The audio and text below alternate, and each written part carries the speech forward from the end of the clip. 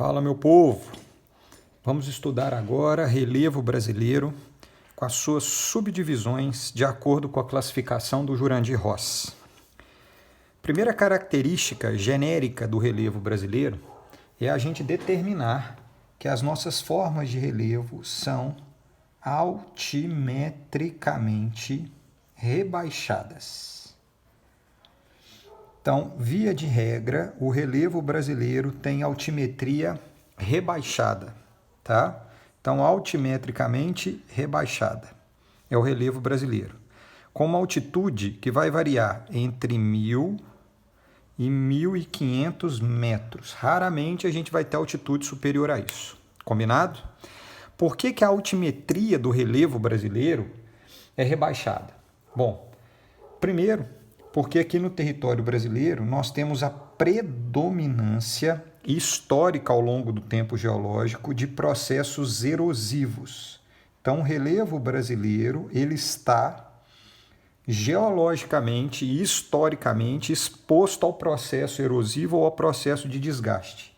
Sendo assim, os planaltos e as depressões são as unidades das macroformas de relevo predominantes. Se predominam como processo de modelagem do relevo os processos erosivos, logo a altimetria do relevo brasileiro será rebaixada, uma vez que as unidades geológicas, as rochas, estão expostas aos processos de desgaste ao longo do tempo geológico, predominando assim planaltos e depressões que, de acordo com Jurandir Ross, são classificados pelo processo erosivo. Nessa lógica, nós temos, em função do processo erosivo, longos processos de modelagem em estruturas geológicas antigas, ou seja, a maior parte das rochas que compõem o relevo brasileiro, que representam o recheio do relevo brasileiro, uma vez que o relevo é a fisionomia, é a casquinha, essas rochas são antigas, as estruturas geológicas antigas, sofrendo longos processos de modelagem, que é a erosão, formando planaltos e depressões com altimetria relativamente rebaixadas. Essas unidades antigas, estamos falando, para lembrar aqui de tempo geológico, do famoso Proterozoico, em torno de 2,5 bilhões de anos. Então, geologicamente, o território brasileiro ele é antigo, sofrendo longos processos de modelagem pelo desgaste ou erosão, predominando planaltos e depressões que têm altimetria relativamente rebaixada em função desse modelado erosivo. Então, o relevo brasileiro, a gente pode classificar aqui como 3 elementos fundamentais. É modelado em estrutura geológica antiga, planaltos e depressões predominantes com processos erosivos, altimetria rebaixada. Beleza? Então, nos vestibulares, pegou a questão sobre relevo brasileiro, a gente vai identificar de cara que o relevo brasileiro ele é caracterizado por esses 3 elementos fundamentais e isso resolve várias questões dos vestibulares. Combinado? Bom, só que essas estruturas geológicas no território brasileiro, elas são divididas em dois grandes grupos. Nós temos as estruturas cristalinas e as estruturas sedimentares. E esses 2 grandes grupos resultam em formas de relevos diferentes. Repara o seguinte, nas estruturas cristalinas nós temos 4 microformas de relevo e nas estruturas sedimentares nós temos 2 microformas de relevo, porque as macro são os planaltos, depressões, planícies e dobramentos modernos. As micro são as formas que vão existir dentro dos planaltos, das depressões e etc. Nas estruturas cristalinas, nós já temos um determinado elemento que ajuda a identificar. Repara o seguinte, essas 3 primeiras formas de relevo aqui, olhando nesse desenho, elas são formas arredondadas de relevo. Toda estrutura cristalina, quando sofre processo de modelagem erosivo, resulta em formas arredondadas. Então, eu posso dizer, numa questão de vestibular, que se a forma do relevo é arredondada, automaticamente nós temos estrutura cristalina sendo modelada, porque as estruturas sedimentares produzem formas diferentes. Só que nessas estruturas arredondadas, nós temos diferentes formas produzidas. A primeira delas é quando nós temos um conjunto de colinas irregulares compondo uma unidade de relevo. Colinas são os morrinhos, tá, gente? Então, nesse exemplo aqui, nós temos uma unidade de relevo que compõe os planaltos, ou seja, processo erosivo, que ela é conhecida como serra. As serras, conjunto de colinas. Só que nesse caso, para ser classificado como serra, que é uma estrutura, é um modelado de relevo, uma forma de relevo, em estrutura cristalina, ela recebe o nome mais técnico de colinas côncavo-convexas. Isso é o que nós chamamos de serras. Então, nós temos a porção côncavo e a porção convexa do relevo. O côncavo, só para ter uma ideia aqui mais ou menos, é essa parte aqui representada pelos vales, que são as partes côncavas do relevo, e as porções convexas representadas pelos divisores de água ou as partes mais elevadas do relevo. O conjunto de colinas côncavo-convexas, formas arredondadas frutos de processo erosivo ao longo de tempo geológico prolongado, resulta em serra, que é uma microunidade de relevo brasileiro moldada em estrutura cristalina. Se nós tivermos um morrinho isolado, apenas uma colina isolada, nós vamos dar o nome de Pão de Açúcar. Nossa, Bruno, eu achava que o Pão de Açúcar fosse um nome mais popular para aquela rocha que existe lá no Rio de Janeiro, que tem um bondinho ainda por cima, etc., que é o Pão de Açúcar. Na verdade, aquele ali é um dos pães de açúcar que existem no Brasil e inclusive no Rio de Janeiro. Pão de açúcar é uma forma de relevo. Faz uma alusão aos montes de açúcar de beterraba que existiam na Europa. Esse açúcar de beterraba com um monte amontoado tem uma forma de relevo parecido com o que é chamado então de pão de açúcar no Brasil. Ela é uma forma de relevo característica especialmente do litoral brasileiro. E existem outros países que também têm essa forma de relevo, mas o litoral brasileiro, essa forma de pão de açúcar, ela é muito evidente.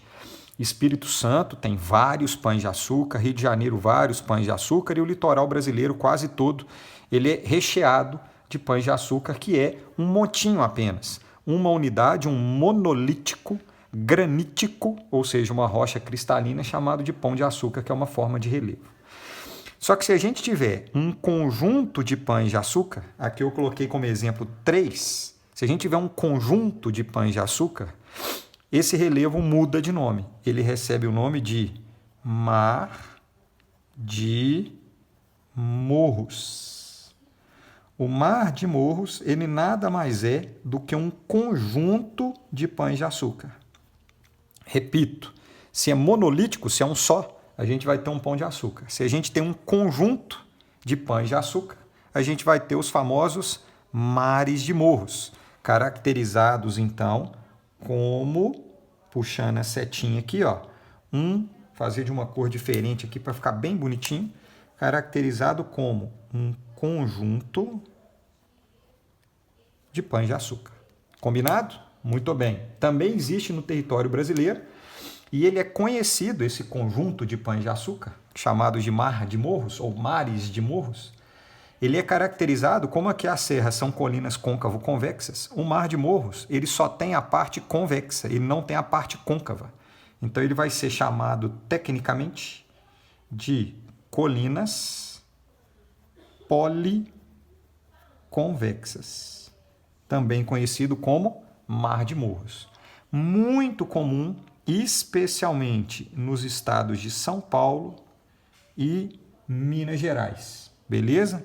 Estados de São Paulo e Minas Gerais, comum a ocorrência de pães de açúcar e especialmente de mares de morros, que são os conjuntos de pães de açúcar. Só que repara um detalhe. Essas 3 formas de relevo arredondadas, modeladas em estruturas cristalinas, Elas são formas de relevo que só acontecem em alguns tipos de clima. Porque como as rochas cristalinas são muito resistentes, muito duras ao processo erosivo, para que elas sejam modeladas em serras, em Pão de Açúcar ou em Mar de Morros, demanda de grande quantidade de água presente neste ambiente ao ponto de desgastar essas rochas cristalinas.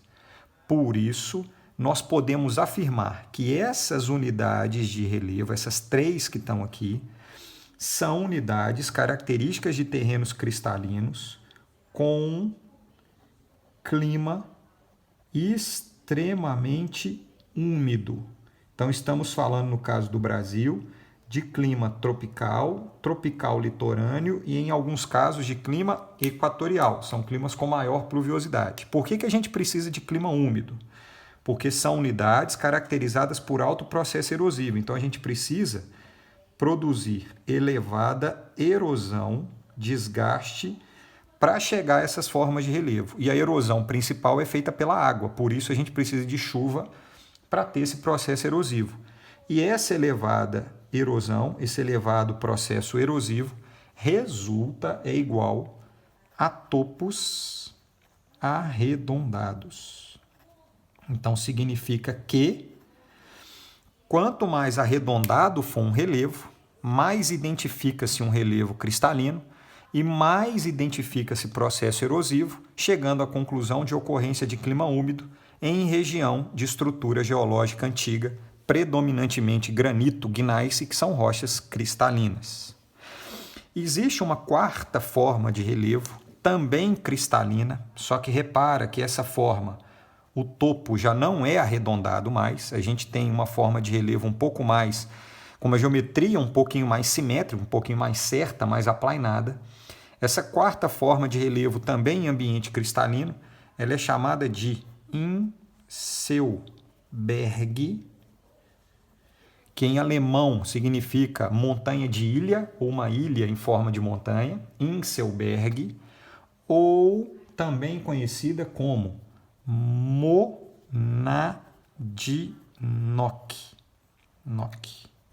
Também conhecida como Monadnock.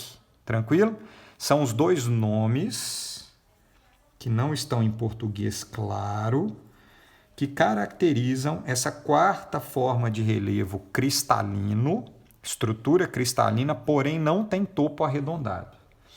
Por que essa forma de relevo não terá topo arredondado? Porque ela é fruto, em ambiente cristalino, de um outro processo erosivo que não é pela água. A água produz formas arredondadas. Nesse caso aqui, nós teremos como forma de relevo típica de clima seco. Ou seja, existe um outro processo erosivo em rocha cristalina que produz uma forma de relevo também. Se o clima é seco, automaticamente nós teremos alto processo erosivo, só que nesse caso vai ser erosão eólica, ou também conhecida como erosão pelo vento, que é característica de clima seco. Por isso, essa forma de relevo aqui, cristalina Inselberg ou Monadnock, ela é típica de clima seco, encontrada em ambientes desérticos, por exemplo. No caso do Brasil, os Inselbergs eles são típicos do sertão nordestino. O clima mais seco do Brasil, onde a erosão pelo vento ela vai ser a mais identificada. Só para vocês lembrarem aí, os Inselbergs ou Monadnock, eles estão muito presentes num desenho animado, que é o desenho do Papaléguas.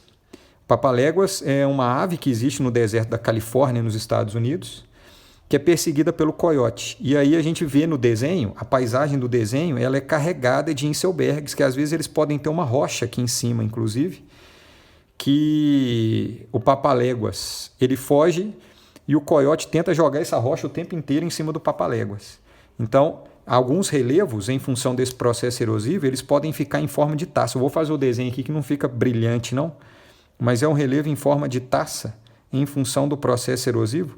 Quando a gente tem uma rocha que fica aqui em cima, normalmente uma rocha mais resistente, e rochas menos resistentes que estão embaixo são mais rapidamente erodidas. Então forma um relevo em forma de taça, que é um Inselberg em forma de taça, que é típica também de algumas áreas de clima semiárido.